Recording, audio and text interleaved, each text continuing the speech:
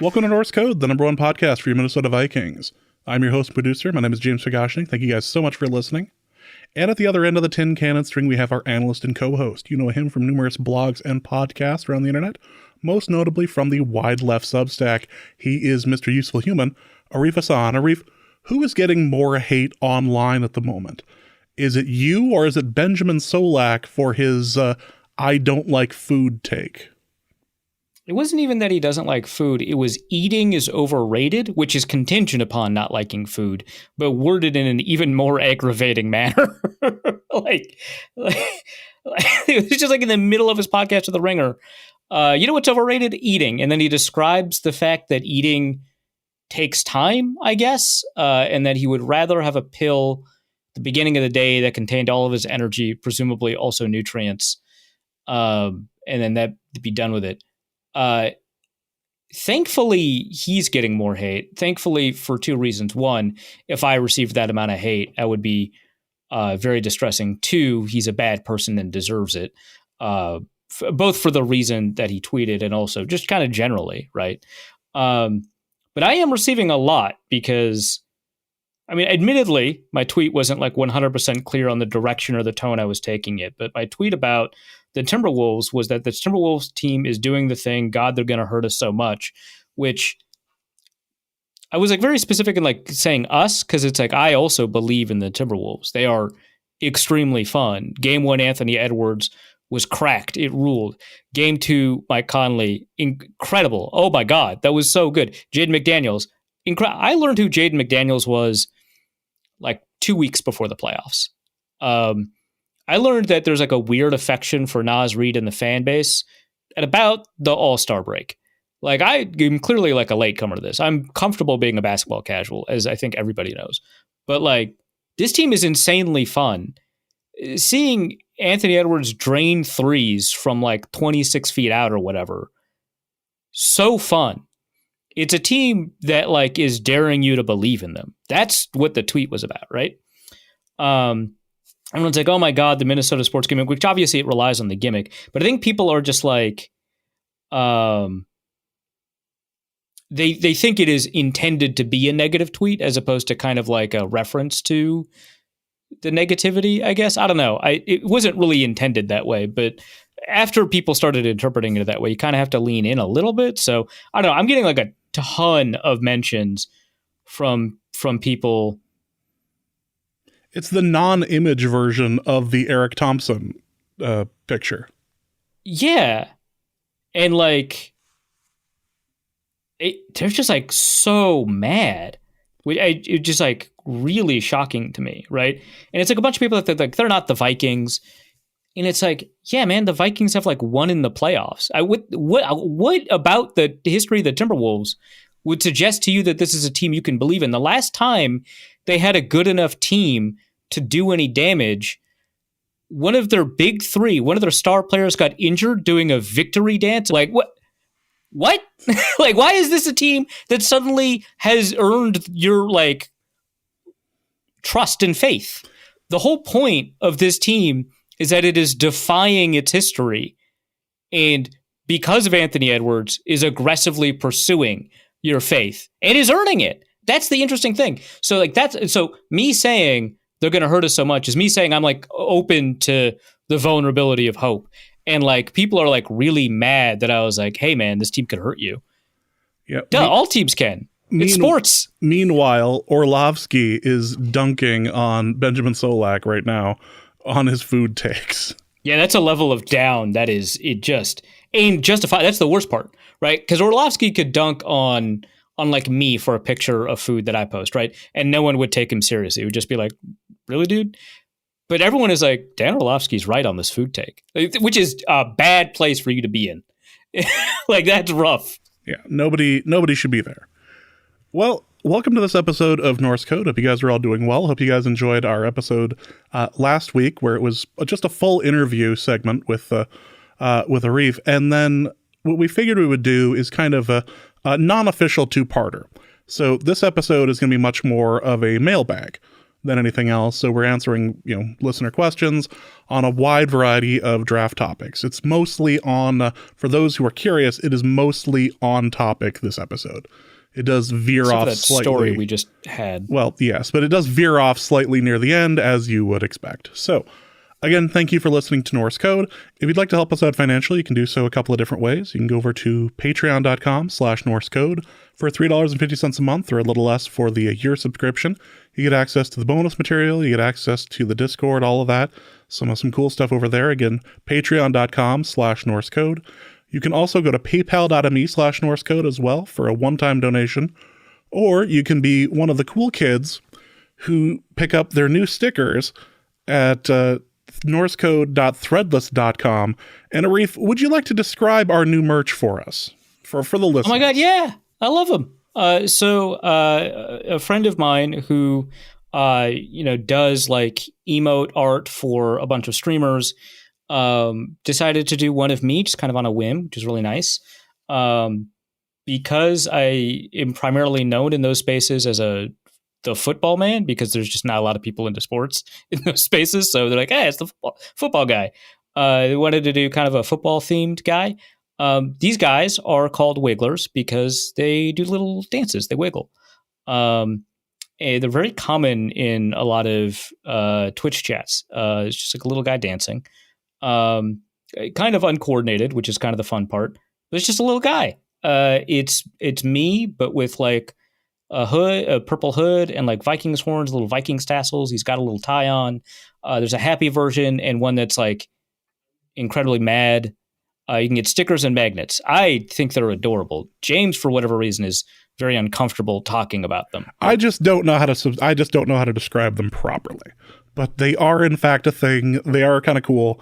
And Arif is going to annoy his older brother with them come Christmas. Yeah, what's great is that he doesn't listen to the pod. So this is just going to come as a surprise to him, no matter how many times we mention it. Fantastic. He needs, I haven't said this in the entirety of the time that I've either known you or your brother, but our Shad needs stickers. That is what he needs. So check it out. Links will be in the description of the podcast if you want to check that out there. So that is a thing over at norsecode.threadless.com. So we have some new merch, some stickers, magnets. Check it out. You can also get every once in a while they roll out new products that you can put your merch onto, your images. Now they have yoga mats. So that's apparently a thing. So if you need an Arith yoga mat, let me tell you where you can get that. God. This is just the dumbest thing. But yes, norsecode.threadless.com. All right, let's get into the show itself. Before we get into the actual mailbag here, it feels like this has the potential of being a very important draft for the Vikings, a very exciting draft for the Vikings, or it could just be, a big pile of nothing, and we end up picking a lineman over at pick 11. At this point, with all of the rumors that are swirling around, with the potential trade-ups, the maybe potential trade-downs, the potential of moving JJ, which they're not going to do, but is still... Even today, I read an article with that as a basis, and I asked myself why. It really feels like that Bo Burnham "Welcome to the Internet" song. Can I interest you in all the rumors all of the time? Like, it's constant, absolutely constant rumors, and we're all just waiting for Thursday night. Yeah, obviously at this point of the draft season, basically everybody's saying, I just can't wait for the draft to get here. It's kind of an interesting problem because, like, as somebody who like writes about the draft, I have like a ton of pieces that I've got ideas for that I want to write, and I don't have the time to publish them. And so Everybody else is like, oh my God, I can't. Trading Justin Jefferson, that's just so, why would people bring that up? I've heard the same rumor about which quarterback the Vikings like for 3 weeks now. We're hearing, and we know these teams are lying to reporters, and these reporters are repeating these lies uncritically. We make fun of ourselves and call it silly season, and it's just like so much anticipation for a thing that isn't getting here, and it's annoying and it's repetitive. And we've already experienced every piece of news that we're going to get 2 weeks ago. And so I just wanted to be here. I totally understand that as somebody who doesn't produce content, but as somebody who produces content, I'm like, could we like push this back like a week? Like I've got like more stuff to write. I don't have enough time. It's in 2 days. Oh my God, it's in 2 days. I've got top 100 boards that are still coming in that I can put into the consensus board. Yeah, as we were doing like the pre-show, I got two emails from people that are like, hey, final update to my top 100 board. And it's like, oh my God.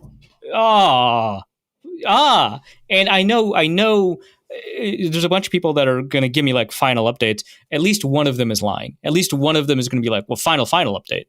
Final _ final all caps _ for real this time in parentheses 2.xlx. Pick 2 is going to be coming, is going to be walking to the stage, and you're going to get like one final email. Yeah. Yeah. It's always like this. Sometimes even like because of this, like different, and this is the most annoying part because I think there's like a lot of value to data fidelity. Different elements of the same published board will be up on the internet. So I've got a Google Doc that has, a top 300. It's going to be printable. Technically, I haven't published it yet, but by the time most of you are listening to this, it'll be accessible on the website and obviously the Google Doc itself. That it allows you to like track the draft with the consensus board. It's meant to be, paged appropriately so that you can print it and stuff like that. Which, great. But that there's at least 1 or 2 years where that board has slightly different rankings than the board that was printed on whatever website I was with at the time. So for example, at The Athletic, I don't have edit privileges on my stories. So if I want to update that board, I have to bug an editor to change the board in some way. And what's really frustrating is that the first 2 years I did it at The Athletic, there was no table function. You can't host a table on the website. And so I had to do it via an image, which is even more like annoying and frustrating. So there's like different versions of that board. And then the one on my computer like might be different for whatever reason because these updates are all. So it's like really annoying because I don't want to like lie about what my board is saying or judge a better version of the board for the purposes of evaluating it against one that's like published online. So I have to like constantly refer back. It's annoying. But yeah, like I would prefer that people send me their most recent versions at the latest possible moment than to not have that at all. It's just like it introduces like an interesting complicating factor. So let's get into our mailbag. So we've got plenty of questions in here about just about every aspect of the draft. And the first thing that is being asked is an important one. Room Bolsharif asks, as someone who is dead inside, how should I feel when we draft the third quarterback in the draft? How much worse should I feel if they don't make any move from 11? Okay. I can't tell you how good or bad you should feel because like the thing is, this question, I guess it just kind of assumes that like the top 3 quarterbacks or even the top 4 quarterbacks are off the board and they couldn't trade up, right? But yeah, there's a lot of reasons that one would stay at 11. And it could be for the third quarterback, right? It could just be, hey, number 1 is Caleb Williams, number 2 is Jaden Daniels, 3 the Patriots select Marvin Harrison, 4 the Cardinals select Joe Alt, 5 the Chargers select Malik Neighbors or whatever, and then 6 the Giants don't actually select a quarterback, right? And then at that point, like there's like that's an interesting conundrum. But if the Vikings stay put, maybe they have correctly determined that Drake May is going to fall to 11. Like you'd feel great about that, I think, right? But if the top three go off, the Vikings stay at 11, and maybe the Giants do actually draft J.J. McCarthy, despite three insiders saying about an hour before we started recording that the Giants are not interested in J.J. McCarthy. But, maybe, hey, silly season, right? Maybe they lied. Now the Vikings are at 11 and there's no quarterbacks. Yeah, I'd feel pretty crummy about it, especially because they made a move in March to clearly, generate more ammunition to trade up, right? Because the whole thing is that the Vikings have 2 picks, including one just outside of the top 10. That's really appealing. That should probably be more appealing than the Giants. And it certainly is more appealing than whatever the Broncos have got going on, right? And if they can't turn that into anything, well, now that trade to 23 is a losing trade, right? Because that trade, I think, was a loss by all 4 or 5 trade charts. And I think someone asked me at the time, like, hey, what's up with that? And it's like, well, it's for the quarterback. If it turns out not to be for the quarterback, that sucks, right? So, yeah, I guess I'd feel pretty crummy. The thing is, this first round is so good. Like, it's so good that the talent that the Vikings, it's really appealing for them to be able to acquire that talent. If they, in the second round, grab someone like a Michael Penix, and then also in the first round, get somebody at 11 that's really cool, like a Quinyon Mitchell or a Laiatu Latu or whatever, right? And then they trade down in 23, get to the second round, draft Michael Penix. Maybe they were able to get a third round pick out of that. In the third round, they grab, I don't know, like a Blake Corum or something. I don't know. That's an exciting class that you can do something with and not be upset about. So I don't think that you should necessarily feel bad, but I think you could begin to feel some dread. But I think you wait until at least the end of the first round to see what they're doing with the other pick before you start feeling like bad. Yeah. Chandler asks, Arif highlighted Allen and Trubisky in his piece today as examples where each side of the evaluator forecaster divide won, in quotations, on predicting player success. And the other day, he discussed the boom-bust nature of polarizing prospects on the consensus board. At quarterback specifically, if the evaluator and forecaster boards strongly disagree, is there a similar boom-bust trend? Or does one side being significantly lower on a quarterback indicate a lower ceiling? Can that even be answered with an inherently limited sample and set of outputs and all the confounding variables? Asking because I don't think drafting a quarterback is worth it unless they're capable of entering the top tier in the league, and I'm skeptical that this year's class is someone that with that ceiling outside of Williams and May. So I think the issue here is that I would think that it is intuitive that a more polarizing prospect has a lower floor, but I actually think that it's also intuitive that they have a relatively high ceiling. So in the article that was published today, as of this recording, was it Tuesday today, James? Yeah. I'm doing a good job. I'm okay. What's your caffeine intake today? Just for science. It's only at 400. I didn't have my first energy drink until like 2 p.m. I woke up at like 8. I think for a lot of people, like if you're productive before you have your first caffeine, you're in a good mood, and you don't need any caffeine until like maybe later, that's usually a good thing. For me, this is like catastrophic.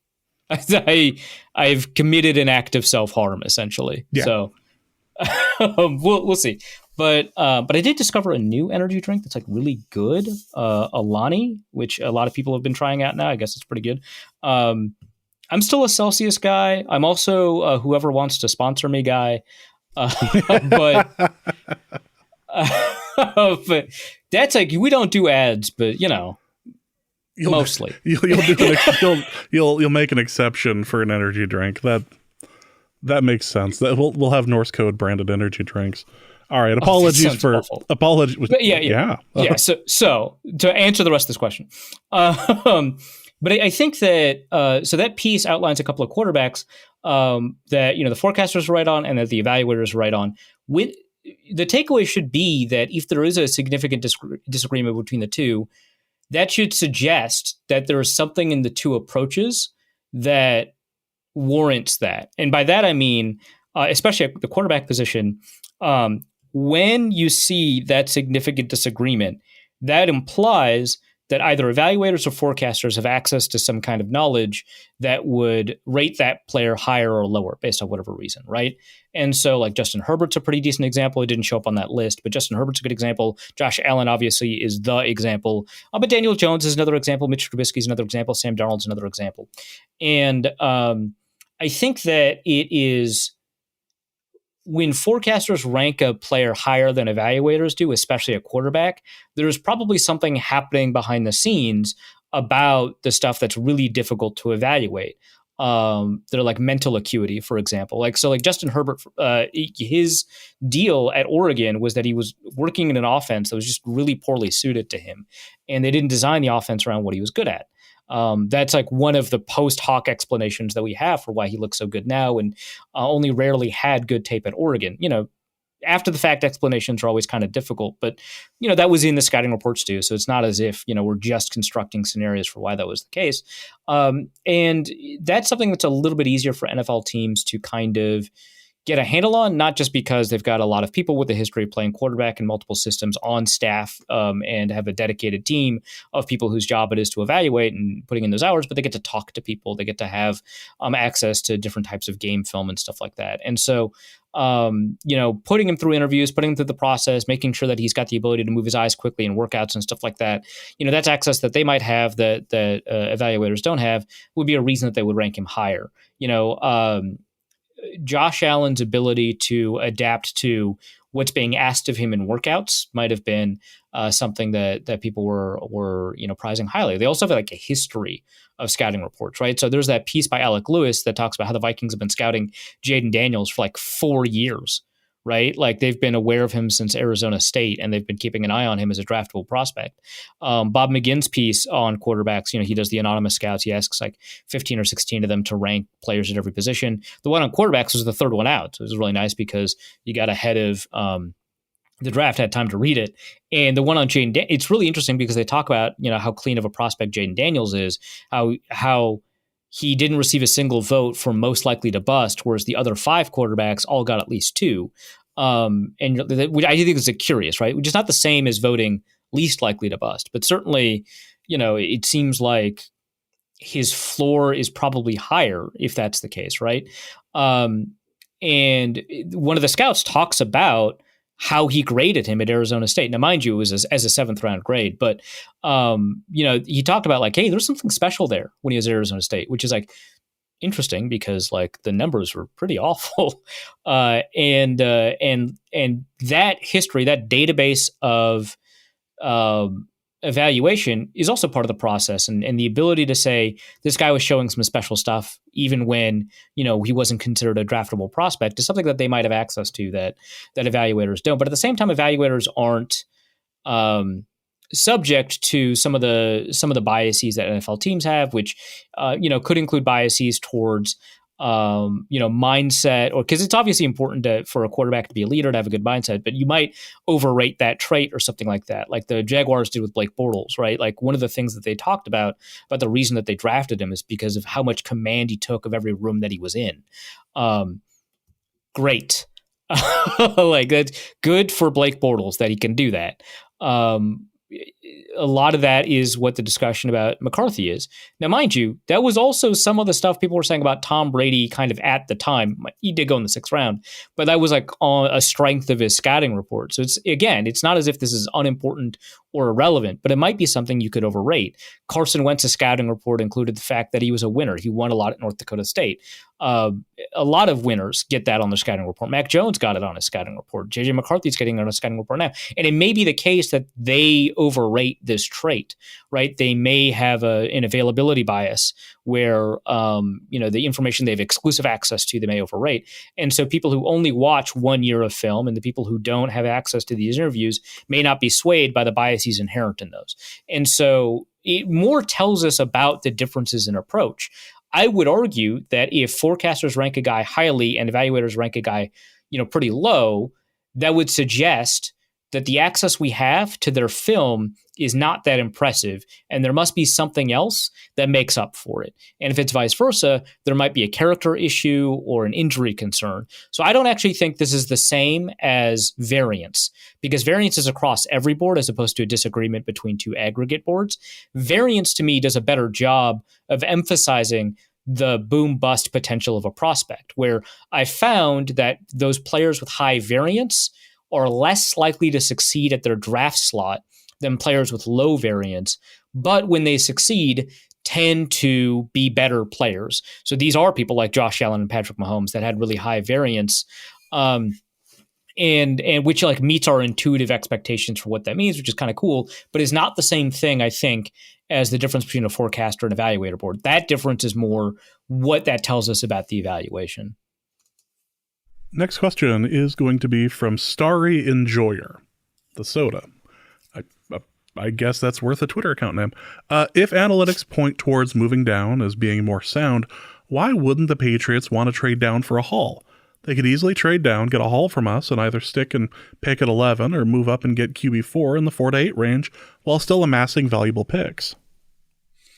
Okay, so I do want to cop to a blind spot here, which is that when Alec Lewis published the piece about trading down, he talked to Thaler and Massey, who had published that seminal piece from so long ago about why it was better to trade down in the draft. They published that piece before there was a salary cap for rookies, a rookie salary pool. And so that piece has been relevant for a long time. It turns out it's been made even more relevant by that rookie cap. There's been a lot of discussions in analytic circles about this. This discussion's been happening for so long. It was before Brian Burke was even at ESPN. If people aren't familiar, Brian Burke heads up the ESPN Stats and Info department. He used to run a blog called Advanced Football Stats, which then became Advanced Football Analytics when the word analytics was taking the football world, but I don't know by storm, but was like a buzzword within the football world. Which, like, more power to him to change your website name to capture that market. That's great. He did good work, which is why he got hired by ESPN. And he discussed this way back then. So this is like stuff that was happening in 2011. It's over a decade ago, right? So this and Ben Baldwin has talked about this a lot. So his trade chart takes that into account. Timo Risk over at PFF has talked about this a lot. This is like such an old hat discussion for people in analytics. It hadn't occurred to me to write a whole story about this. Alec did. He wrote a really good story about it, and it got a lot of traction, and a lot more people were exposed to this mathematical understanding of the draft that strongly suggests that trading down is much more effective than sticking where you are and picking, or even trading up, of course. It's just a blind spot. I wish I had written about that because it is a really interesting discussion to have. The problem, of course, is that the discussion, I'm not going to say it's moved on or anything like that, but the discussion's a little bit deeper now because this conversation was a decade ago. There was a YouTube video, I think a year ago, really well edited. I personally didn't like the video because I thought it was it glossed over too many things and it was too emphatic in its points. But I'm reconsidering that given, again, how good Alec's piece was and how it exposed a ton of people to this information. So I haven't watched it again, so maybe my initial skepticism if it was correct. But I'll try to link it in the show notes and you can watch it and see what you think of it. But it discusses the same thing. And it's titled something like really explosive, but that's what YouTube videos are like. If you don't really have like a clickbaity title, I mean, the platform kills you. So I don't really begrudge them that. But it was basically NFL GMs are doing the draft wrong or something like that. Or he was even more strongly worded than that. And it was basically the same thing, that you got to trade down. And my issue is that that this conversation has limits. So I received an email from a listener, Delta BC Dad, a month and a half, maybe even 2 months ago, about the limits to this.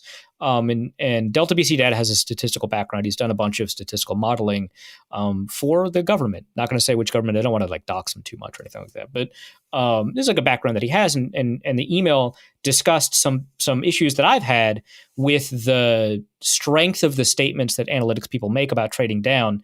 One, this does not apply to quarterbacks. And we had a discussion, Luke Braun and I, on the Minnesota Football Party about this, where the wins above replacement for a successful hit at quarterback was 4 times that of the next best position. And so it's not the same thing. So if it's to get a quarterback, you actually probably should trade up even, and not just stick where you are like New England, but trade up. That's analytically sound because the value of a good quarterback when they hit is so much more than the value of even Aaron Donald. Like the 14th best quarterback is more valuable than Aaron Donald. That's insane, but that is what that positional value does for you. And so trading up for a quarterback makes sense. It's the other positions where it doesn't make sense. But one of the issues that Delta BC Dad brought up, which I have discussed a couple of times, not a ton, is that you can only realize the value of those picks if they have an opportunity to stick on your roster and stay on the field or get on the field. And so if you trade down and then only draft at positions of need, right? Like, let's say the Vikings trade down a bunch of times from picks 11 and 23. And in those picks, they draft 5 receivers. There's a pretty good chance that 3 of those receivers are not just like rosterable, but like quality receivers, like anywhere between receiver 1 and receiver 3. And you're not going to get that value. You're just not. You're probably going to cut one of the good receivers because it's hard to evaluate that many players in training camp, especially if Justin Jefferson and Jordan Addison are consuming all these snaps. You get the idea that there's a limit, and you have to worry about roster space, you have to worry about practice time, you have to worry about all of these other things, that there are limits to how much you can add to your team and realize the benefits for that. So that's one. 2 is that it is actually kind of position dependent in another way. You should probably take more shots along the offensive line and trade down and grab offensive linemen. And I know that the hit rate for first round tackles is better, relatively speaking, than other positions. So that sounds kind of backwards, but I think it actually does make sense, because your goal is not to get the best offensive linemen in the NFL. Your goal is to get 5 very good offensive linemen. So having as many as possible and not having a weak link is the goal at the offensive line. At edge rusher and at wide receiver, so this is protector versus creator. We've discussed this a couple of times too. Positions that are designed to prevent an event, like cornerback or offensive line, are weak link positions. You're only as strong as your weakest link. That's not technically true, but it's good enough for this analysis. Creator positions like edge rusher, they create pressures and sacks. Wide receiver, obviously. You get marginal additional benefits that based off of how much better they are. And so it actually makes sense to take bigger risks at edge rusher and wide receiver.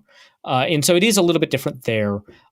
Teams that are close to their window should probably not be trading down a bunch because there's not a lot of roster spots available. Teams that are not should be filling out their roster as much as possible to build, a team, because there's a good chance that they get hit on a Stephon Diggs in the 5th round.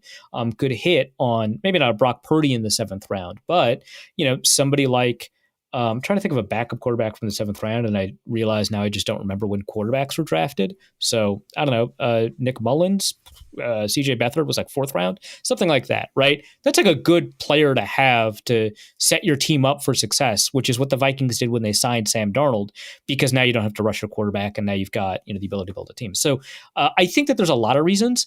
I still think that the fundamental premise of the article that Alec Lewis published is true. GMs are overconfident. And being confident in your ability to evaluate positions comes with a level of certainty that isn't warranted. We're seeing this with the discussion about Marvin Harrison. I think he's a very good player. I think he's the best receiver prospect we've seen in a very long time.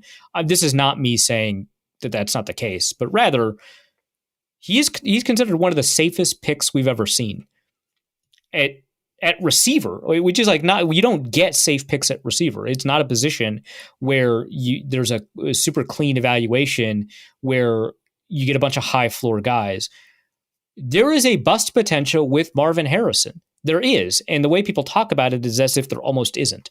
And I was in a group chat with people talking about, like, why would the Chargers trade, or why would the Cardinals trade down, or why would the Chargers trade down? I think this is a conversation about the Chargers. Why would the Chargers trade down to grab an offensive lineman when you've got a generational class at the top of this receiver group? Like, there's 3 wide receivers. They're all immense. They're incredible. And I was like, hey, man, this offensive line class is incredible. But the problem is once you get to around pick 40, it dries up entirely. It's so bad after around pick 40 that if you wait on an offensive lineman and you need one, and the Chargers need at least two, they've got a franchise left tackle, they've got some help in the interior, but they need a left guard, they need a right tackle. So they need players. And it is going to be hard in this draft to find players after pick 40 at those positions based off of the shape of this particular draft. But that's not the case at receiver. There's interesting talent, and there's much more talent available at every pick slot. Like if you look at where the Chargers pick, or just in general in different buckets of the draft, there's always more receivers available within 7 spots of a particular pick in the 2nd, 3rd, 4th, 5th round than there are offensive linemen. And so I think that there's actually some value in that. And they were making the argument that, like, no, these receivers are so much better, right? And so much more franchise changing than these offensive linemen, which I believe generally. But I think that the overconfidence in that belief is what is driving the don't trade down kind of talk, because I think general managers think the same way. And it's not viewed like a risk or a probability. There's a probability that Malik Neighbors doesn't work out. There's a probability that Rome Odunze doesn't work out. And yeah, there's a probability that Marvin Harrison doesn't work out. And that's just not part of the calculation. And so you don't trade down because, hey, there's a certainty that Marvin Harrison's going to be good, but we don't know that J.C. Latham is going to be good. We don't know if Marvin Harrison's going to be good. We don't know anything. We just have a good sense. And that's it. I have a feeling that if the Cardinals end up grabbing Marvin Harrison Jr., it's going to feel a lot like when they got Larry Fitzgerald, where it's one of those, we have this like amazing receiver, we have no one to throw to him, or we have this and we have like nothing else a part of the team. Yeah, I mean, exactly, like absolutely. The Cardinals famously have not won anything with Larry, just like the Vikings didn't win anything with Randy. It's not to say the picks were bad. Obviously, those picks were good. But if you think about it in terms of how franchise changing they were, yeah, man, Randy was franchise changing. Larry was franchise changing. But it's not as if that's enough. It's not enough. You got to do more. You got to have a lot of positions filled out. And like that's kind of why. Like it could be the case like Marvin Harrison is like Larry. And if that's what happens, that's a Hall of Fame career. You drafted a Hall of Famer, but it's depressing because Larry never got anything. Yeah. Let's go to Noah, who asks, with this year's draft in Detroit and next year's in Green Bay, which former Vikings announcing draft picks would annoy Lions and Packers fans the most? Okay, I'm going to need listeners to tell me about who they think would be good for because I can't think of a Lions pick here. I actually don't know. Obviously, the answer for the Packers is Brett Favre. It's easy, done. But like in a Vikings jersey. In a Vikings jersey, yeah, clearly, yeah. In terms of like, Drew Pearson smack talking the Eagles, which that was like a very bittersweet moment because like F Drew Pearson, right? But also that was funny. That was so good. Right. And like before McAfee exploded, McAfee explaining to the Tennessee Titans fans that you don't know who I am because I've never had to punt. Because we never punted against the Tennessee Titans. That was so good. That was so good. And like that's where you saw because like McAfee trained to do wrestling promos when he was at West Virginia, and it just like showed there, right? Like, oh my God, incredible. But yeah, so like in terms of that, Greg Jennings wouldn't do it. It's just like it feels like that's like a thing that Greg Jennings is capable of doing because he like walked back his like criticisms of the Packers and he wants to be media friendly, so he probably wouldn't do it. I think like Culpepper. Culpepper is like the old maybe, but like Lions? Yeah, I don't know. Maybe like if Everson was like in a healthy state of mind, right? I can't think of. Can we get Jared Allen? Can we get Jared Allen to do it? The two of them have done so much damage to the Lions, just themselves. It just feels like, yeah, man, Jared Allen for the Lions would be so good. Plus, I mean, he's got mic skills. Like, there's no question about that. Yeah. So Jared Allen, full mullet. Maybe even mentions that this pick is going to be, better than the time that he chased Arlovsky out the end of the end zone. Like, yeah, that'd be perfect. So yeah, it's probably it. The Packers, there's a lot. I think maybe John Randall would actually be really good for the Packers.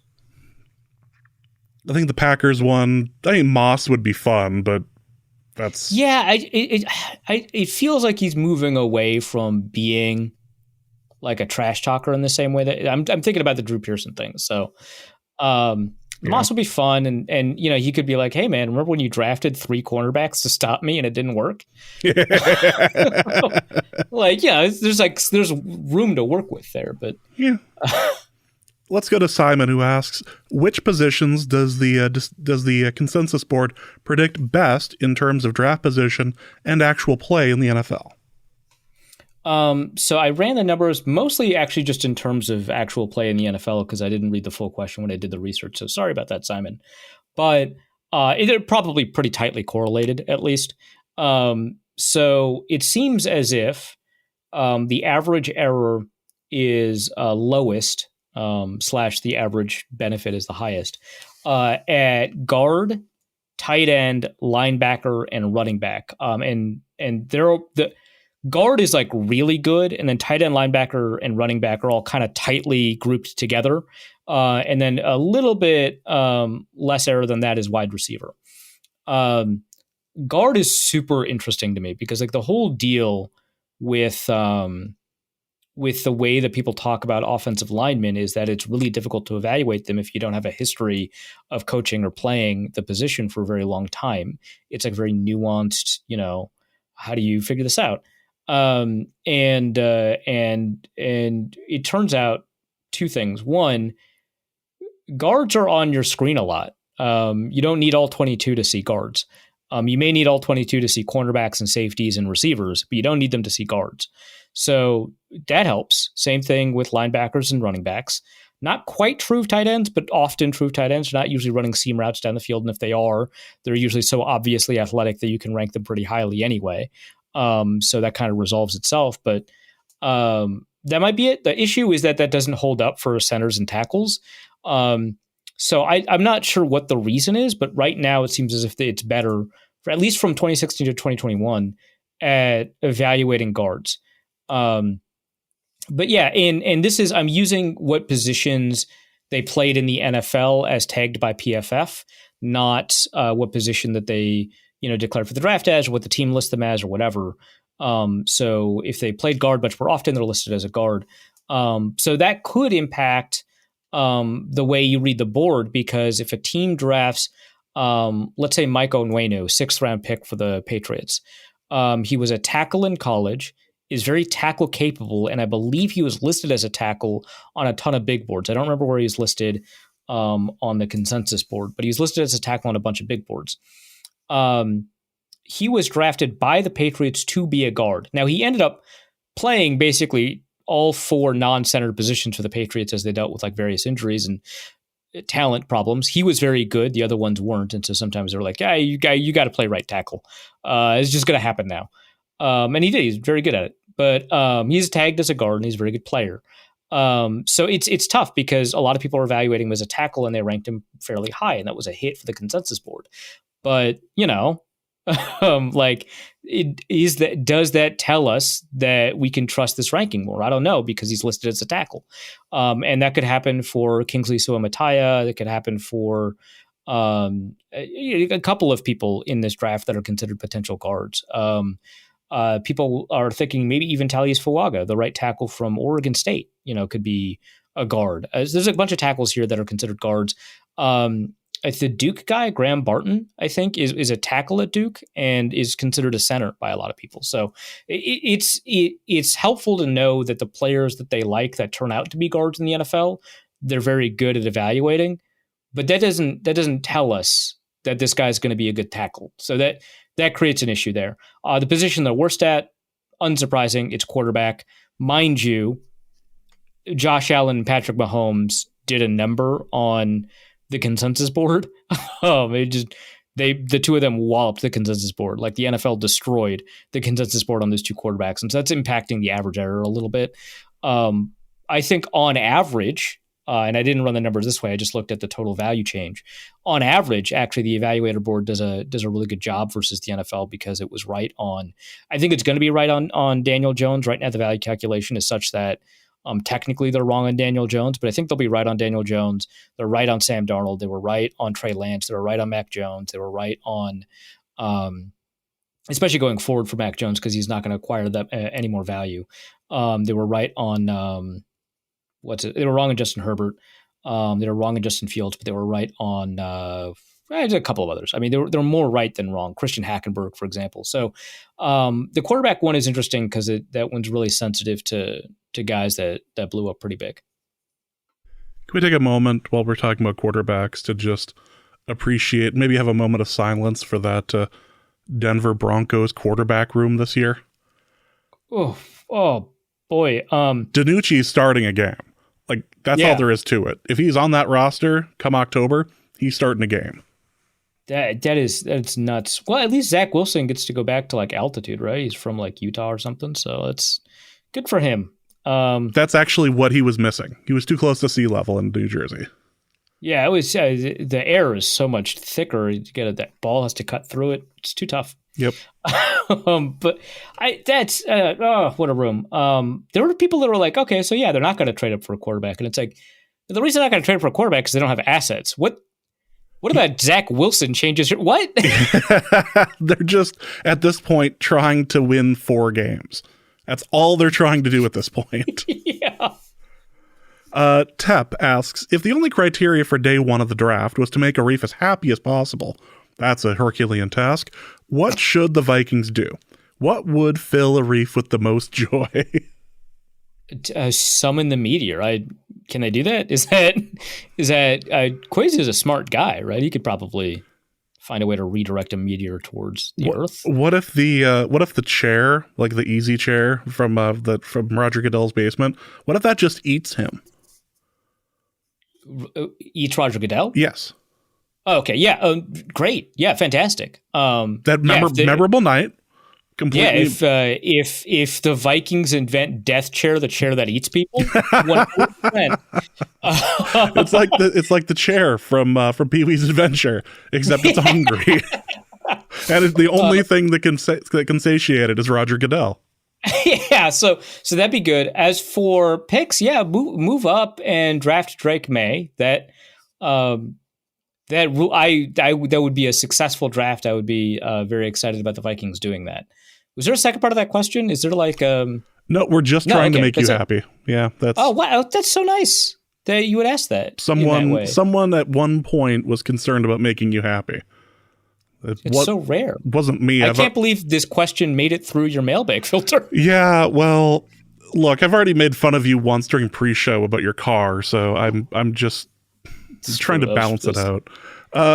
Kevin Carnett asks, who has the better wideout generation engine? That couldn't have been better timed if I tried. Who has the better wideout generation engine over the past couple of years? LSU or the Ohio State? I mean, I should probably, look this up and compare the numbers or whatever, but it just feels like intuitively the answer is Ohio State. LSU obviously makes an insanely good argument with like Jamar Chase and Justin Jefferson. It depends on how far back you want to go, but obviously Odell Beckham. But like, even like Jarvis Landry, like by drafting receiver standards, huge hit. But yeah, I mean, and then obviously they've got Malik Neighbors, who's like the most explosive, high level receiver in this draft. But I mean, like this Ohio State group is nuts. Like Garrett Wilson is like maybe the 5th best prospect, and he won Offensive Rookie of the Year. Like that, what? Like I think Jackson Smith and Jigba did not get a ton of playing time in Seattle because those two receivers are so good. But I think, based off of what we've seen so far, he's probably going to live up to his draft potential. I think that he's a very good player. Chris Olave is like one of the Ohio State receivers that no one is talking about that is extremely good. Marvin Harrison obviously is, the best receiver prospect that, whatever. Right. But there's just like so much like, You have to go back to from before when Brian Hartline was coaching that receiver group to find like, like your Devin Smiths or whatever, where it was like, okay, I guess we're not getting much out of this. But like Michael Thomas is like the worst receiver of this group. Like that's nuts. And they've got another one next year. I don't know how to pronounce this guy's name. Amike Iguba? I don't know. I'm sorry. That guy's great. Really explosive. So I'm going to go with Ohio State. I'm sure I missed someone too. I'm going to go with Ohio State. But like it's close, and obviously LSU produced the best receiver in the NFL, and the third best. That's a tough argument to beat, but like I think it is Ohio State. You'll learn how to pronounce that fellow's name when he enters into the consensus big board. Yeah, and then I'll berate other people for it. Yeah, that's how it works. I've always said his name correctly. What are you guys talking about? Charles Wrights asks, for a Reefs, squeezing out one last absurd hypothetical draft scenario corner. Assuming we get one of the top 4 quarterbacks, what combination of 3 other picks would you have be demanding that Kwesi be fired? Yes, this is a fancy tell me some guys you hate question. So basically, if we get the one guy, if we get one of the top 4 quarterbacks, how would we make the draft worse? It's tough because if in that scenario, it's really tough. In that scenario, the Vikings will have used all of their day 1 and day 2 picks. So you're only drafting on day 3, right? And it's hard to screw up that badly on day. Like I can't. The way you would do it is to draft like a bunch of character guys where you find out that they're character guys when they're drafted, right? And like I don't know who the character guys in this draft are. I don't like pay as much attention to that. I'm not saying it's because I'm not saying it's like, oh, I'm above that. It's like I just don't know because I have to focus on some things, and those things are spreadsheets, right? It's not like reading a bunch of draft reports or something. Like I'm mildly aware that Malik Neighbors is kind of a character guy, but more from like a does he work hard perspective. I of course am aware that Devondre Sweat is a character guy. Just got arrested for a DUI, and then a bunch of reports came out that that he has a history where it's kind of concerning. But like character guys are like that's not an issue, right? I don't even think Jalen Carter is like an issue from a character perspective in the way that I would judge someone, a franchise, for putting their faith in them. It's like if they drafted a bunch of people that had Ed Ingram's history, right? And I find out that day, right? And the thing is, that's always complicated too, because like I made the argument that the stuff Joe Mixon was accused of and the stuff Jeffrey Simmons was accused of, with both involved violence against women, right, was different in character from the stuff that like Dorial Green Beckham or Tyreek Hill was accused of, right, which also involved violence against women, because they were engaged in partner violence, right? Joe Mixon and Jeffrey Simmons, not to downgrade how immoral and bad what they were doing was, but they clearly had anger issues and took it out on strangers in ways that were not necessarily justified, but are somewhat understandable. And Joe Mixon did it multiple times, so it's like you want to give him a lot less credit, and that's fair too. But Joe Mixon, like one of the 2 incidents that I'm aware of, allegedly someone had called him a slur in a restaurant, and it's like, okay, you shouldn't respond to that way, but like there is a provocation there that does not involve the violation of trust or the attitude towards women, that like the issue with Frank Clark, right? That's not the same thing. Jeffrey Simmons took it too far when he was defending his sister from a bully, and also had anger management and took anger management classes, right?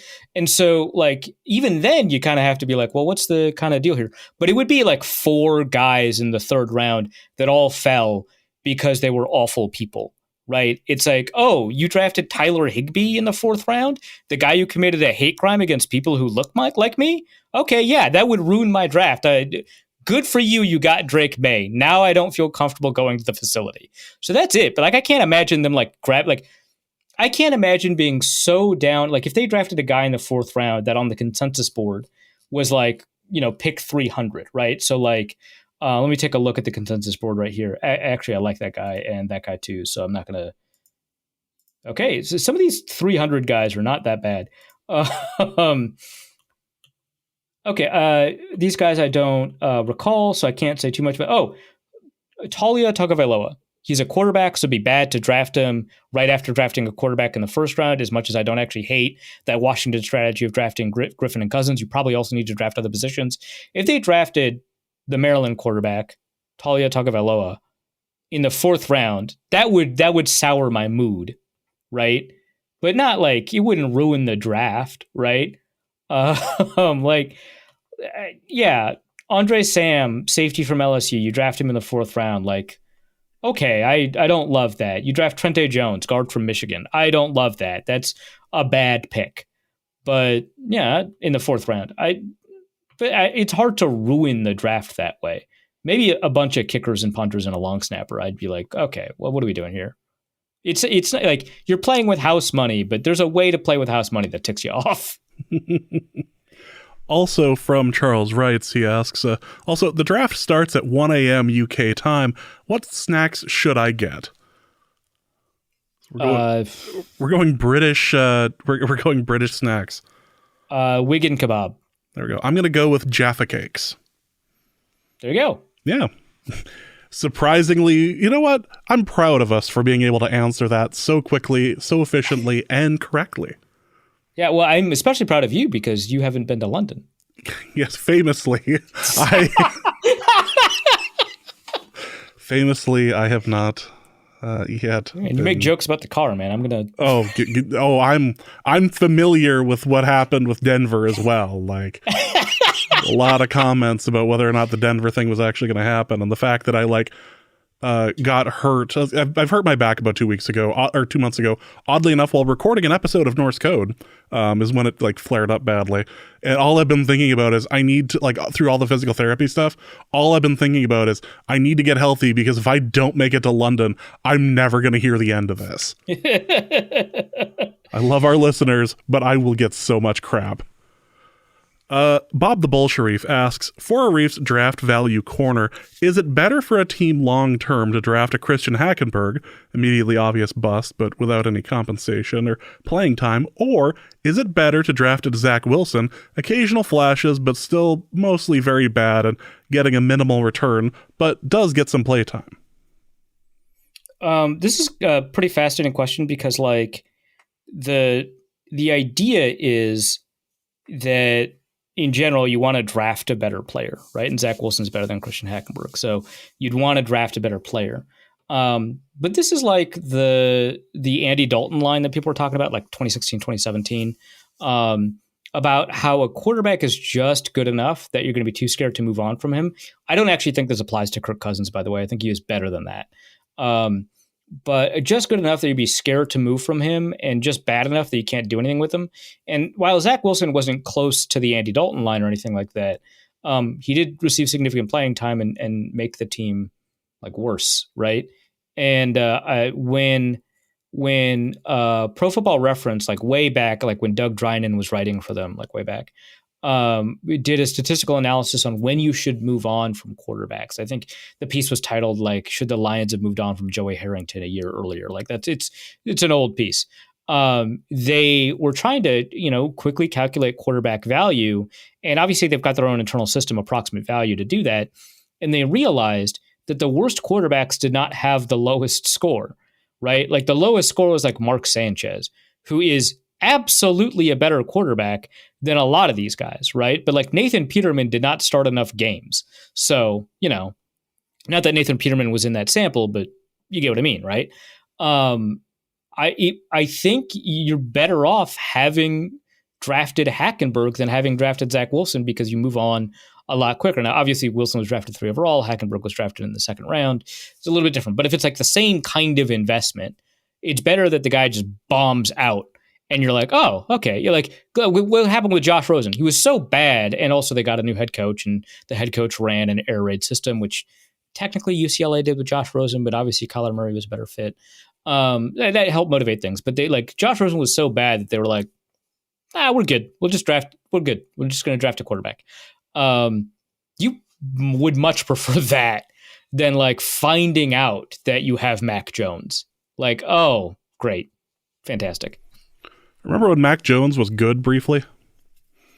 Yeah, I was making fun of Patriots fans when he was good, and they were like, "You'll see, you'll see." He's like, "This rookie year is great," and I was like, like technically, I get it. I get what you're saying. I'm not there. I'm not with you, and turns out I overestimated Mac Jones. I should have been way harsher.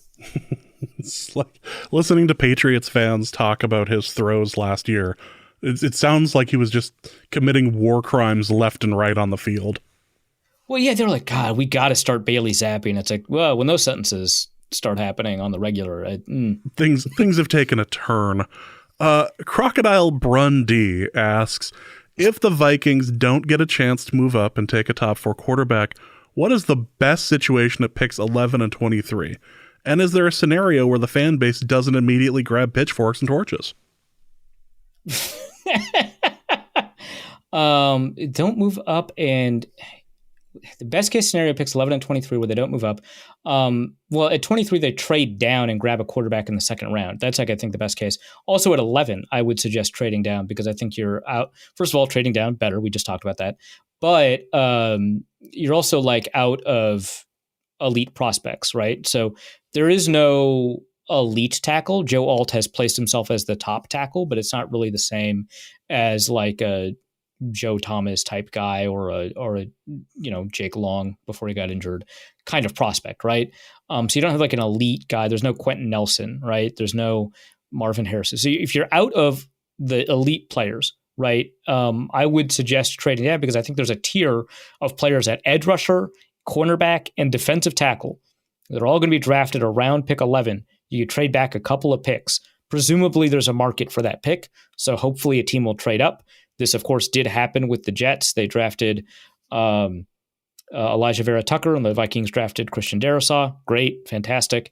If some team is convinced that there is a talent drop-off at a position that they need and that the Vikings don't, especially, let's say, along the offensive line, which is probably not going to happen, but worth considering, trading back and grabbing a similarly talented cornerback. Like if you miss out on Terrion Arnold to get Quinyon Mitchell, like, oh no, like you're fine. So I think trading back at 11 and then trading back at 23 and grabbing a quarterback at 23 is probably the best case scenario where the fan base doesn't grab pitchforks and torches. But also those trade backs should probably win you some additional value, like the value that you lost getting to 23. So that's going to be important. And it's also, because it's like a fan base related question, they also have to be like names people recognize, right? Like if they drafted, it'd be kind of funny if they drafted Byron Murphy, obviously. But if they drafted like Byron Murphy, who's gotten a lot of discussion about being potentially the top defensive player in this class. If they drafted, Quinyon Mitchell, who's gotten a lot of press, or if they drafted, Jared Verse, who's been in the conversation a long time as the top edge rusher or whatever. They drafted like Kool-Aid McKinstry, which is just a great name. They drafted names that people recognize. That would also help too. But for the most part, people would be upset. Sort of along those lines, Will Melvin asks, in relation to areas of need, what non-quarterback positions have the greatest talent drop-off past the third round, and what positions are the deepest on day 3? Yeah, so I looked at just how many players at each position were available from picks 100 or slots 100 to 150 in the consensus big board. It's a quick and dirty way to answer this question. So cornerback is number 1. So there's 10 of those. I think there's a lot of discussion here about how this isn't a deep cornerback class. And I've consistently been a little bit confused by that because it very much seems like people like at least one cornerback in basically every round. And, and these are like people like Cam Hart, who's like the 6'2", 200-pound, 32-inch arms cornerback from Notre Dame. That typically is just not available for you on day 3. And I thought he looked pretty good at the Senior Bowl, and he's pretty fluid. And, being good in an all-star game is not an indication that you're good, but it also, at least he wasn't like so catastrophically bad that it doesn't feel like he's not coachable, right? So like, you've got that, or a Jarvis Brownlee, or a DJ James, people like him from Auburn. But there's like guys in basically every round at cornerback that a lot of draft analysts have made their favorite guy. And so I think that one makes kind of the most sense to at least take a look at. On I mentioned that I don't think the offensive line group is deep. Technically, interior offensive line is like the next in that group. But these are names I personally don't like Zach Zinter and Brandon Coleman. A lot of people talk about Brandon Coleman as a dark horse to be a day 2 pick. I don't like what I saw from him. I do think that Bo Limmer and Mason McCormick, who are both interior offensive linemen, are at least interesting. They're both super athletic. They both have like a history of production that's kind of fun. But like Tanner Bortolini, I don't like. Isaiah Adams, I mentioned liking at the Senior Bowl. But the Pitt tackle, who a lot of people think is a guard, I don't like him. I know that a bunch of people like the Penn State center. I haven't watched him, but I don't know. Like there's like a bunch of people here along the interior offensive line that are rated there that I don't super love. Wide receiver, you've got a couple. That's like the next group. But the thinnest positions are tight end, which is already thin at the top, quarterback, which we're all very familiar with the class, linebacker, which is thin throughout the draft, safety, which people haven't gotten a good handle on, and then edge rusher, which is relatively strong, I'd say, at the top of the class, but is not super strong in the second, third, fourth, or fifth rounds. So that's kind of the shape of it. But I think mostly cornerback and wide receiver are the places where you're seeing a fair amount of depth. The problem is that wide receiver is not as deep as it usually is or has been for the last 3 years. So people don't think of it as a deep class because relatively speaking, in our experience, it's not. But I still think it's deeper than a lot of other positions. And I still think that there's, players at every kind of round slot that you could be kind of happy with, whether that's like a Malik Washington or a Johnny Wilson or a Jamari Thrash or whoever. Ingram's left arm asks, does Thor Nystrom's draft comp for May give a Reef pause for them drafting him? He compared him as the unholy combination of Carson Wentz and Carson Palmer. Okay, comps they don't mean anything. So it's not as if you draft May, you get Carson Wentz. Because first of all, May doesn't go to a demon institution. He just goes to a problematic one. That's fine. We can all deal with that. At least it's not Duke, right? Second, I get the comparison. So like the comparison I've seen a lot for Drake May is Josh Allen, but with only an above average arm, right? Like, which is like at first blush, it's like, wait, but that's like Josh Allen's whole thing is that he is the strongest arm in the NFL. Like it might not be the case when Joe Milton enters the NFL, but also how long is he going to be a quarterback?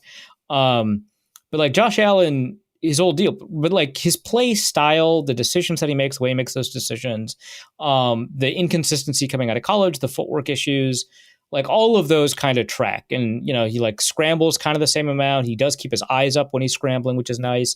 Very tough, takes hits. The athletic capability is there, but it's not like the first response that he has to pressure. Likes to kind of roll out, turn around and flick the ball. So there's like a lot there. And I think that kind of matches a little bit more. In fact, I think he plays a little bit more chaotic than both Carson Wentz and Carson Palmer. So I don't know if I super love that comparison anyway. But also, no, Thorne, it's just a comp. It's not, if he actually went to NDSU, that would be a bigger issue. We're going to find out later that he's taking correspondence classes and it's just going to ruin you. Oh, no.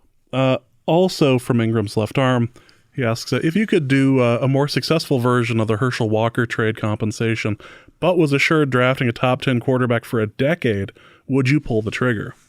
Yes. What? Of course. Are you kidding me? The Herschel Walker trade was basically an entire draft class, right? Like a second and a third and a fourth, because the Dallas just cut all the attached players to those picks. Plus, like a couple of actual like picks. Yeah, that's worth it. The thing is, like, the reason that you don't trade that much to get it to the top of the draft to draft a quarterback is because there's no guarantee there. There's still like some level of uncertainty. So now you can't recover from drafting a bad quarterback and you can't build around that quarterback or whatever. But if you know you're going to get a top 10 quarterback, you just don't know where in the top 10, 100%. Yeah.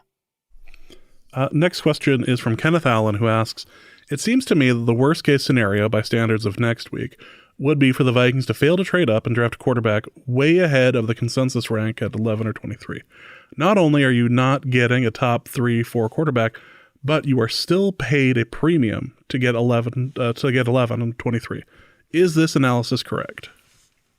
Yeah, assuming that like we're not looking at the alternate scenario where they overdraft a non-quarterback, right? That's worse.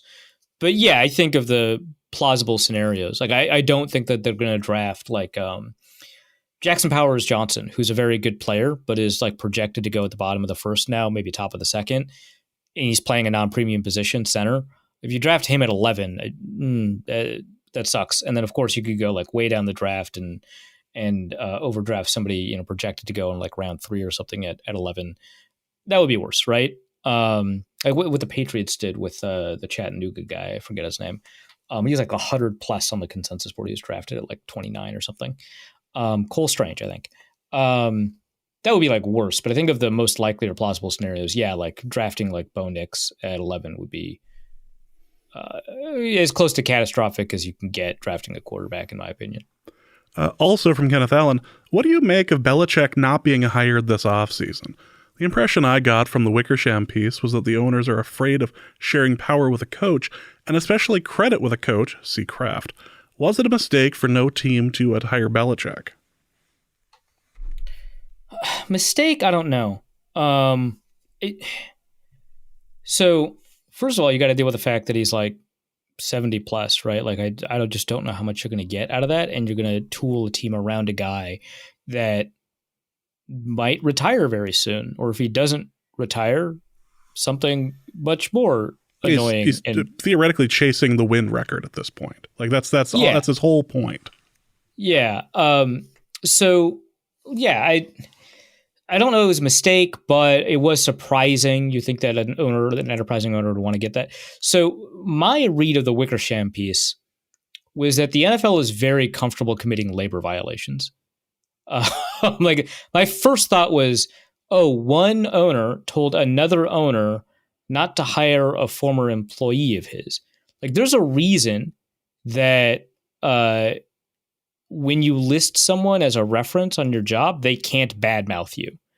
Like it's against the law. So that strikes me as like a labor violation, both the defamation kind and also the collusion kind.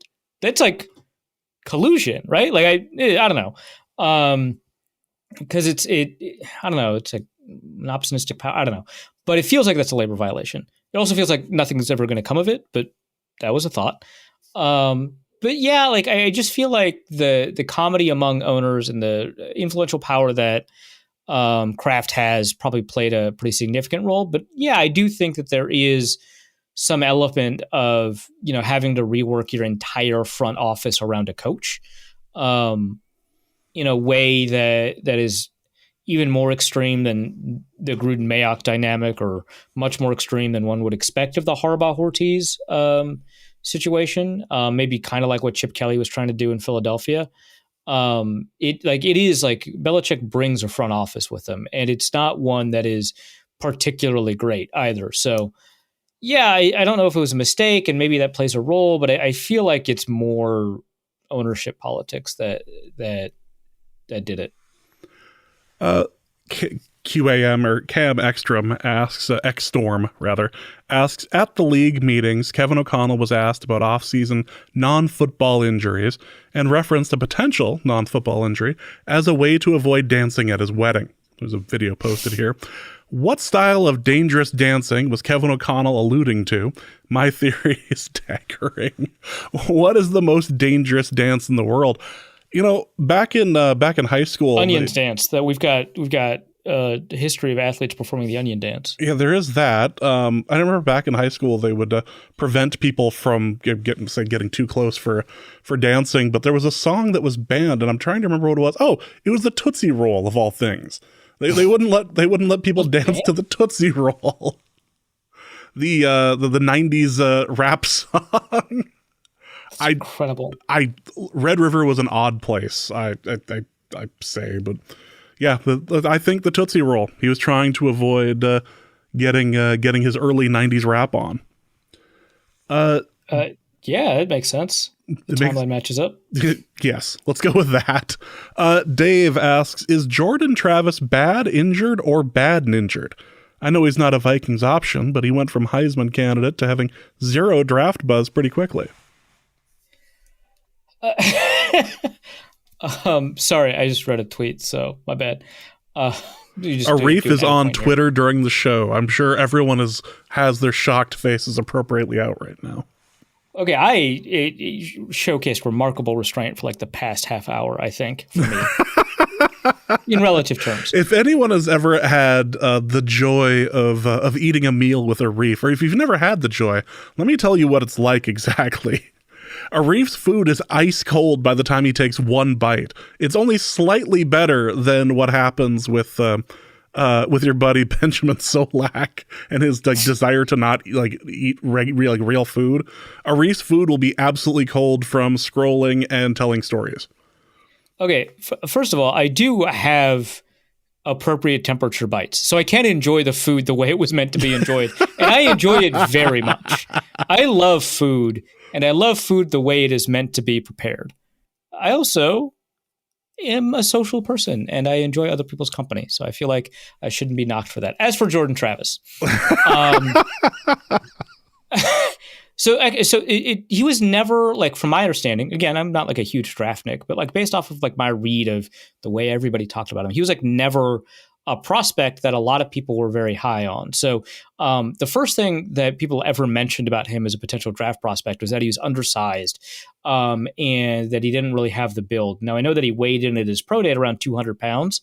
And as a 6'1" guy being 200 pounds, like that's obviously it's not good, but it's like not. We've seen some very slight quarterbacks over the past couple of years, and so that's not in that territory. But that is an issue, right? And he doesn't have the height that you would want. He doesn't have the build that you want. That's all overcomable, right? There's a lot of quarterbacks now that don't have, quote unquote, the height that you want, right? But a lot of the quarterbacks that are shorter that have done well either have elite anticipation or elite arm strength, or hopefully both. And he doesn't have either of those. He's a see it, throw it kind of thrower, as opposed to, as the receiver's getting out of his break and throwing to where the receiver's going to be, waiting for a receiver to get open before he throws it. So he's not an anticipation thrower. His arm strength is okay, and you see it kind of flag when the platform isn't there. And then he has a significant injury history. It's not just the injury that he had. I believe it was an ankle that forced him to miss the last couple of games of the season. And I still think that the way that the college football playoff was voted on sucks. And I think that the team went undefeated. And so the team should get in, even though I just think like playoffs should be like merit based and not projections. Like as an analytics guy, I think that we shouldn't make judgments about teams that change the way that games, like if you win games, that should be the goal, right? So I hated that, but that was just an aside. But he missed a couple of games in 2021 because of an injury. He missed a couple of games in 2020 because of an injury. He's had other injuries that didn't force him to miss games, but are worth thinking about. He's had constant shoulder injuries. He's going to be 24. So it's like Michael Penix, except doesn't have the build, doesn't have the athleticism, and has the same injury history and doesn't have the arm or the accuracy. And so why would you draft him in the first 3 rounds? I don't think he was ever a prospect that was going to receive significant buzz. Next question is from the Fraternal Order of the NKVD. What was the worst draft in Vikings history, and what are the chances this year beats it? It's always a chance. It could always get worse. Everything is on the precipice of failure at all times. So keep that in mind. Jot that down. I feel like you're still referring to the Timberwolves thing right now, but we'll move on. Who are the Timberwolves? As soon as I read this question off the top of my head, I went 2005. That has to be it. I imagine that someone who's done, I don't know, like a historical documentary series of the Vikings would have a more complete or thorough answer. But to me, in my recollection, to be 2005. So they traded away Randy Moss to get our first round picks. They had 2 first round picks that year. They used the first one on Troy Williamson. They used the other one on Erasmus James. They drafted Cedric Faison and Dustin Fox, and also a second rounder. I don't remember. Because like Dustin Fox was the 3rd round, and he was a cornerback that got converted to safety because he didn't look like a cornerback, I want to say. But the most successful player was like a 6th or 7th rounder. It was CJ Mosley, who is not the linebacker CJ Mosley, but did have an 11-year career, mostly not with the Vikings. So I don't even know if I'd call that a successful draft class. But no, they didn't draft anyone good, and they had a ton of capital. And actually, they drafted people who were catastrophically bad. So it wasn't even like, oh, wow, you got a bunch of bench warmers. Like, no, not if only. Right? Like, it would have been a blessing to have bench warmers because then they'd be on the team. But no, it was a bad draft. And not even the 5th worst thing to happen to them that year. Yeah. Let's go to Luke Braun, who asks, for Sam Monson's hearsay corner, would NFL draft reporting be admissible in court? If not, what context could make it admissible? I don't think there is a context that could make it admissible as evidence in court. So, because it is hearsay. So there is an instance where hearsay is acceptable as evidence in court. And that's if a cop says it. That's it. You form your own opinions about how fair that is. But that's it. You can use that evidence as a means of contextualizing a witness, I think. I'm not a lawyer. I don't know. I've certainly, okay, in addition to not being a lawyer, I've not been in court. And also a lot of lawyers don't have that much trial experience, which is its own set of practices and expertise that I super definitely don't have. Although I think you're not allowed in most states to say you specialize or have an expertise in an area of law. I practice family law or whatever. Anyway, so I'm super wrong about all this. But in order to be confident, we'll continue. I do think that you could be like, hey, the New York Times said you said this. Did you say it? But that's because really all I could think of is that it would guide an investigation is the closest I can get. But I can't. Yeah, I can't think of that like. Unless the reporter's on trial. That's not what this is about. I like how also in the back of your head you're trying to figure out how you can trap Luke Braun with this.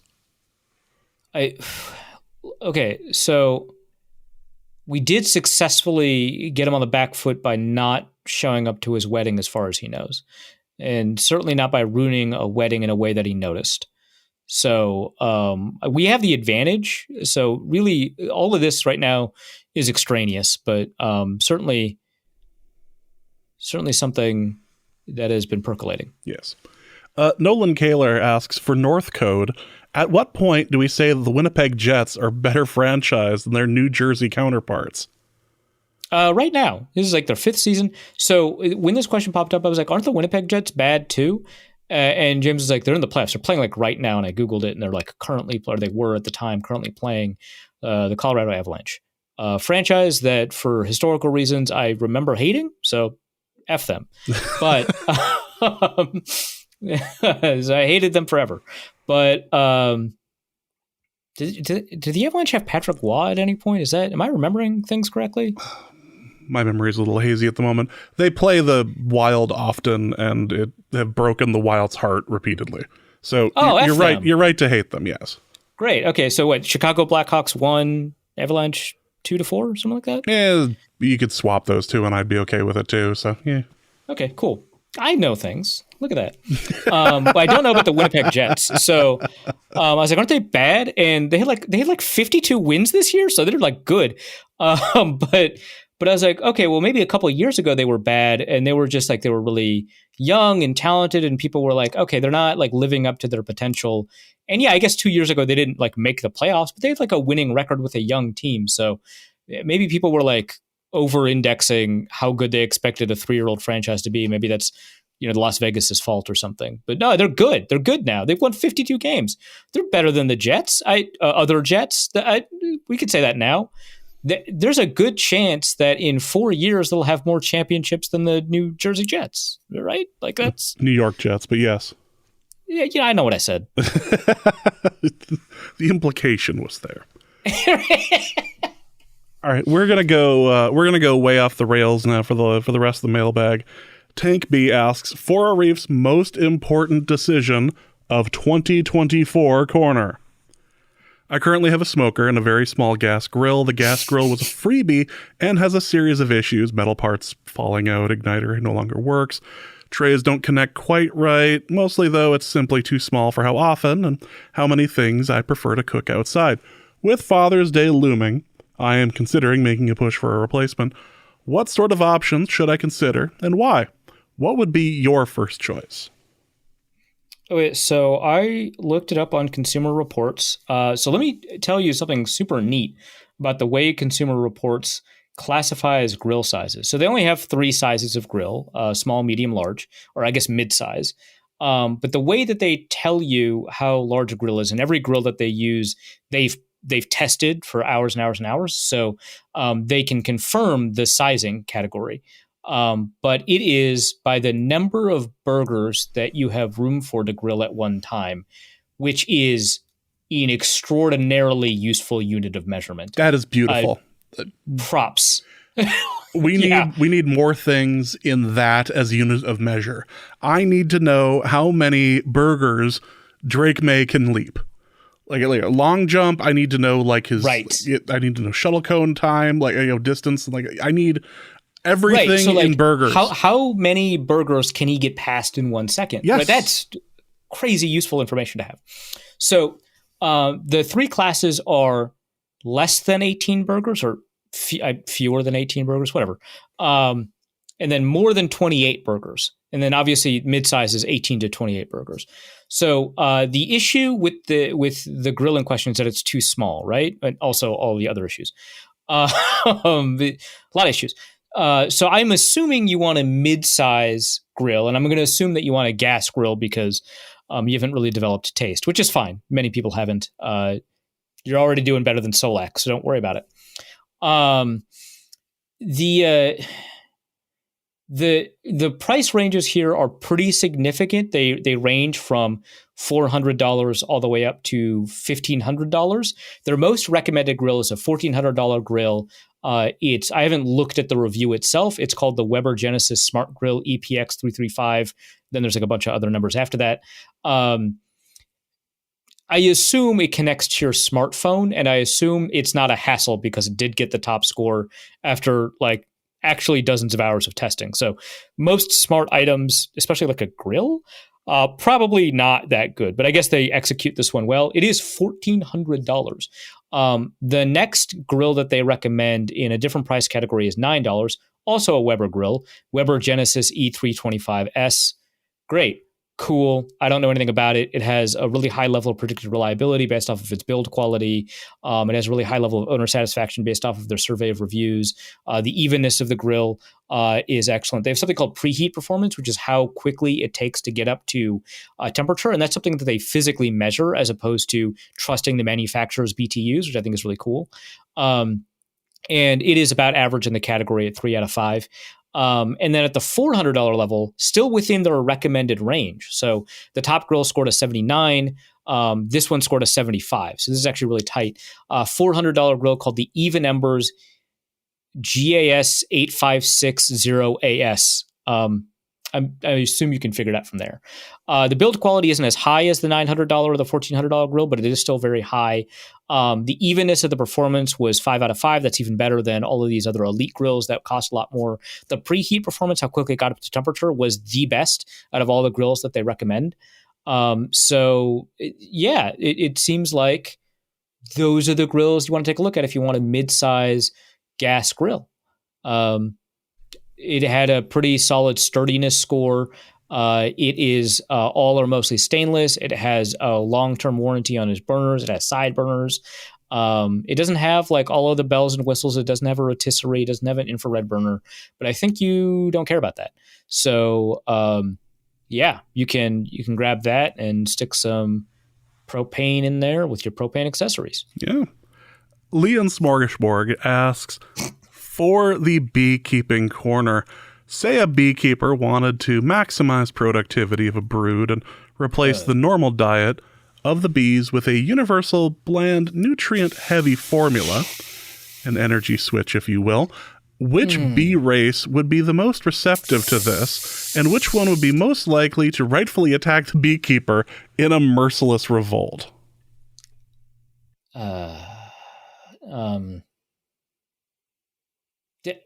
This was bad from the outset. I want to put that out there, that the first couple of words of the actual question were already setting off alarm bells. No, I'm not. No, we're not. Okay, so there's like bee racism, which is bad. There's bee race realism, which Luke calls himself in the Discord server. I don't know who named him that, but that's his name. That's what he's going by. Sure. It's better than probably any of the names that he has in his Discord server. So I'm sure it's a healthy respite for him. And it feels like it goes even beyond bee eugenicist, which we do have a category of that in the Discord server as well. It feels like even worse, like bee supremacist, bee scientific supremacist, I think is what this sounds like. So no, I'm not gonna answer this. What's the next question? Just envisioning the person asking this as the doctor from the Human Centipede movie, like he's saying aloud in the accent. Pessimistic Minnesota sports fan asks for the class warfare corner, as not only the owner of a small business dedicated to providing quality journalism and in-depth reporting, but also as a co-owner of the Kansas City Chiefs. I still love that. How does Arif feel about the proposed California law banning people with clear from going to the front of the line ahead of all the normal people? Are you concerned about this blatant government-backed attack on the wealthy, or are you completely unaffected because you only fly on your private jet, a wide left tax write-off, of course?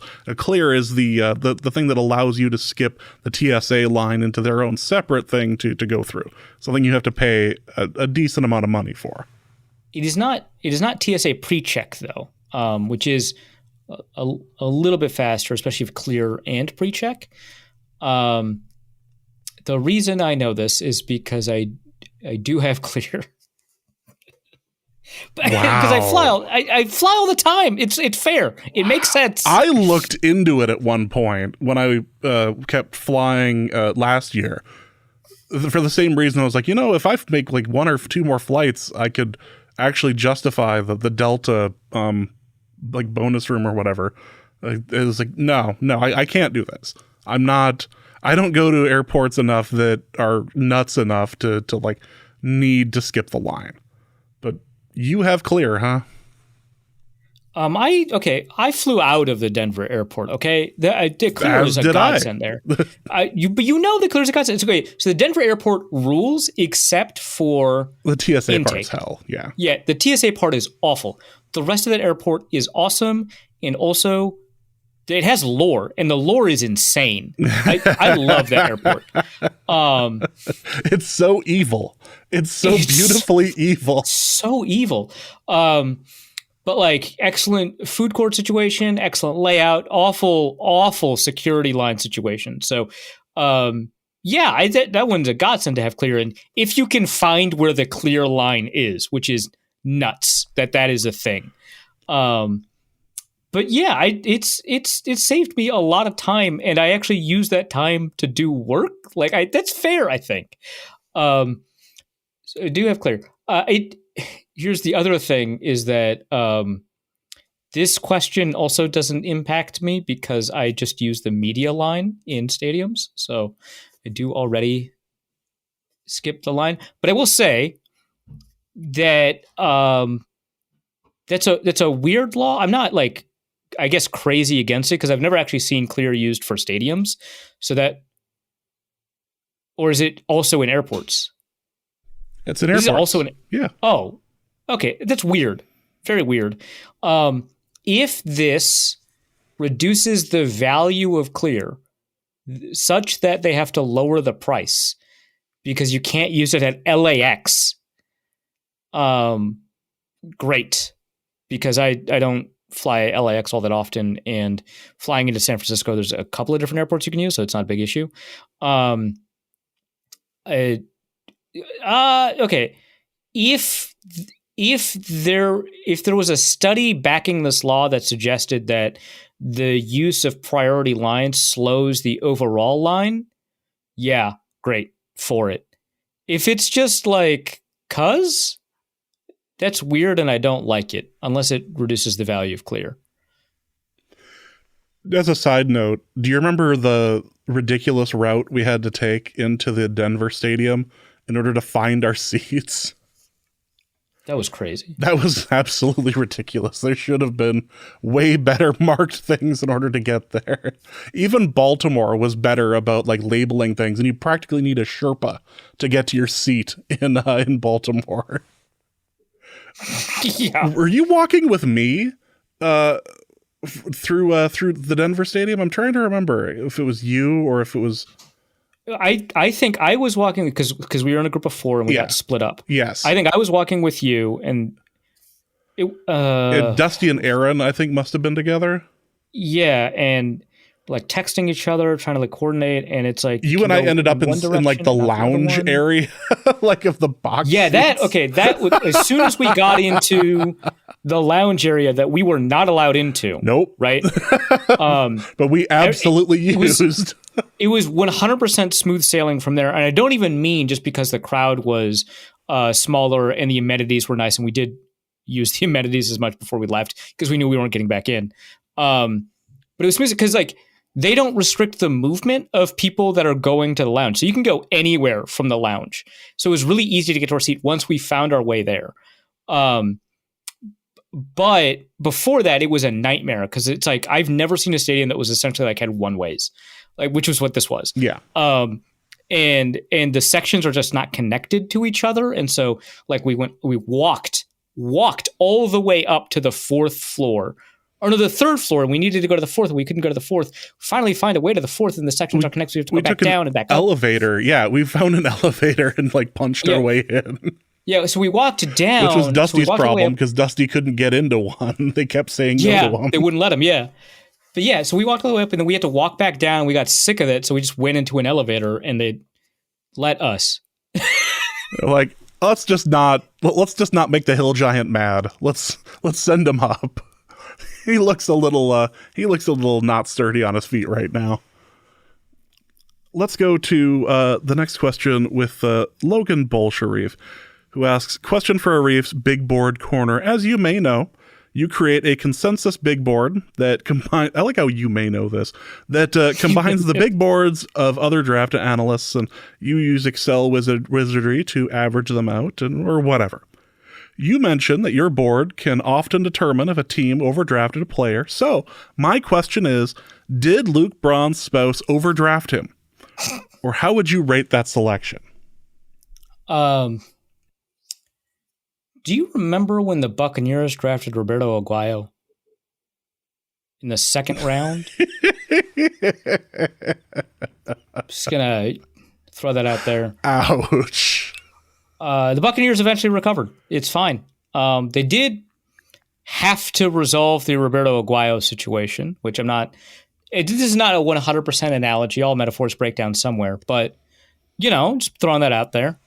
Or, hey, it could be when the Jaguars drafted Quincy Williams, who was not on the consensus board. I think they drafted him at like 50... No, Aguayo was 59 overall. Quincy Williams, I think, was a 3rd-round pick that was just not on the consensus board. Yeah, like I remember that.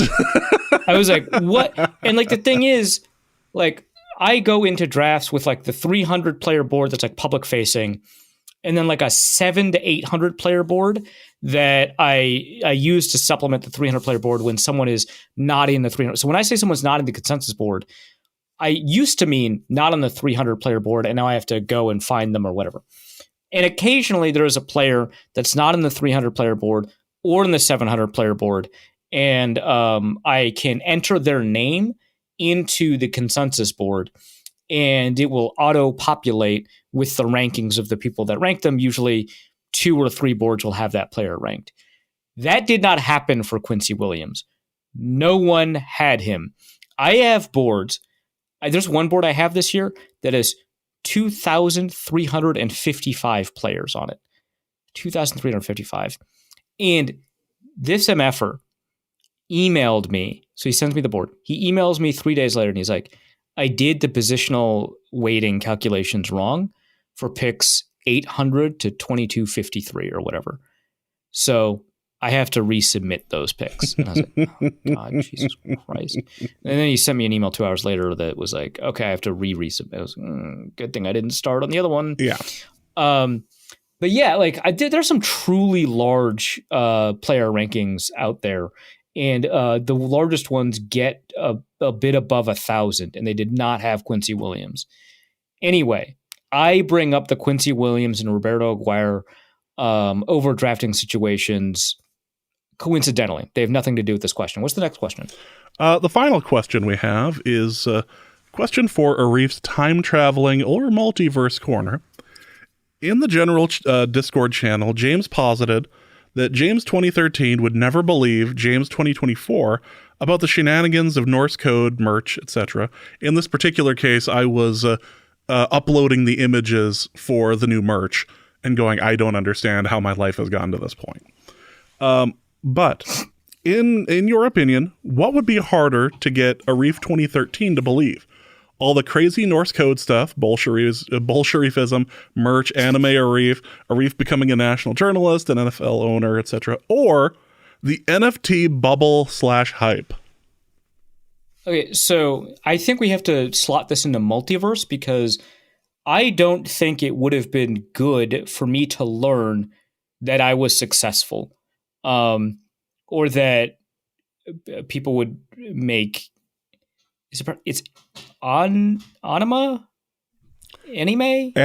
Let's go with that. I realize that it's hard for you to pronounce the at least one vowel in that word. So whatever that is, there's also probably like it's probably not healthy to learn that, you know, before you're ready to have an audience that you're famous. Famous is maybe too strong a word here, but you know what I mean, right? That like you've got like people that are paying. You're gonna have listeners recognize you in pet stores, right? Exactly. Like that's you got like you can work your way up to that because I personally know people who got actually famous fast. It's almost never good. It's very difficult to handle.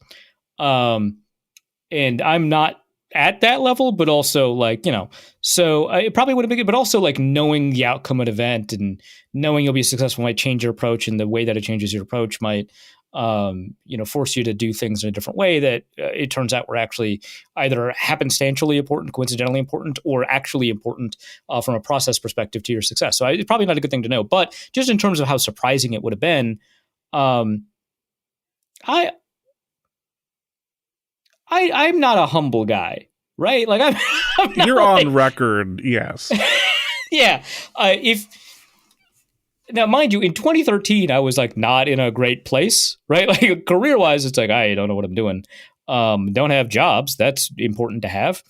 So, you know, there's like that. But like, you know, it's like, hey, you know, eventually you'll be successful and all that. And it's like I knew that the chances of success are higher when you have my class history. Like I have a middle class background. That's, you know, even when you hit poverty, even people who originally had a middle class background are more successful for a bunch of reasons that have to do with history that are not, you know, fair, but exist, right? So I like knew that my chances of success were a little bit higher. Okay, great. But it still would have been very surprising, especially the national journalist thing. The NFL owner thing probably would have hit me like a brick. Didn't anticipate that. I probably would have asked some questions about the ethics of being a national journalist and a NFL owner. And obviously whoever told me that, including me, wouldn't have explained it. The NFT bubble / hype, I 100% would have believed easily. I didn't trust capitalism then, nor did I trust techno-futurism then. So 2013, I had just finished my debate career. Again, I talk about debate all the time, but this is contextually quite important.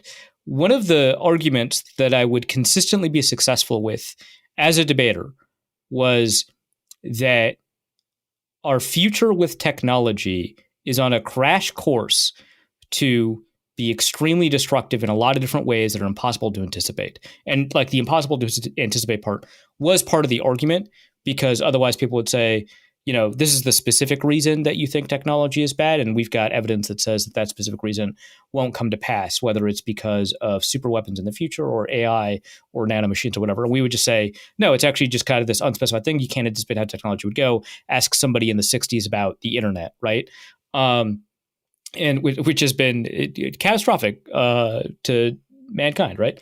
So the way that we have to approach technology is to divorce it from our economic systems in important ways. That was like a really important argument that I would make. And so for that to turn out to be true in a way where an abstraction to an abstraction to an abstraction would create value in a way that is like beyond like our capacity to fully explain or understand, it would totally have been believable to me. In fact, it was probably more believable to me in 2013 than it was to me during the bubble, right? Like, so that's like that probably would have been very believable. I think the way that you would blow my mind is to say Donald Trump became president, right? I'd be like, we're talking about the same guy? It's like, that guy? Yeah. That would have surprised me more than the Arif becoming a national journalist or the NFT thing. Yeah. There's a lot of apes. A lot of sad, lonely, unowned apes anymore. Well, that is going to be it for this episode of Norse Code. Hope you guys have enjoyed it. We'll see what happens over the next couple of days with the draft, as far as when we will be returning. But this it's finally coming. It's finally here. It's finally going to be over. We can stop hearing about how the Vikings are or are not, or could potentially not trade into the top 5 or 20, or maybe not even draft at all. Maybe we'll just pull that whole "we're not going to have a pick this year" thing. Maybe. Arif, what do you have to plug?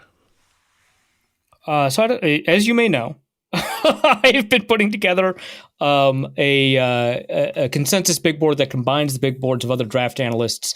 I use Excel, Wizardry, or something to average them out. I love the quoting of the question thing. Yeah. Excel, Wizardry, or something. Yeah. That board can often determine if a team overdrafted a player. So check that out. So by the time, you'll have listened to this probably in the morning or in the afternoon of tomorrow. By that time, I'll have published, hopefully, the final version of the board, which so I expected something like 85 boards to have included when I originally published at 75 a week ago. I think I'll have over 100. I'm at 91 right now, which is like a first, over 100 boards. That's really cool. So I'll have that. I'll have a piece about kind of this process. I just published a piece on evaluator versus forecaster boards. I just published a piece on the most polarizing players in the draft, i.e. which ones experts actually disagree the most on.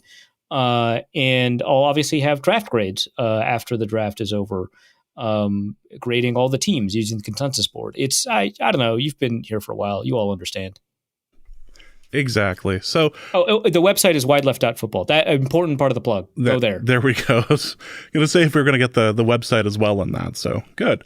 Well, for Arif, my name is James. Thank you guys so much for listening. We will be back soon. And please remember to maybe put your car in a garage next time. And we'll be back soon. Norse Code is the largest and only division of Norse Code LLC. You can find Norse Code on the Daily Norseman, SB Nation's Vikings blog at dailynorseman.com. You can also find it on iTunes, Apple Podcasts, Stitcher, Spotify, Google Play, and wherever fine podcasts are aggregated. Our Vikings blogger extraordinaire and generally useful human is Arif Hassan of...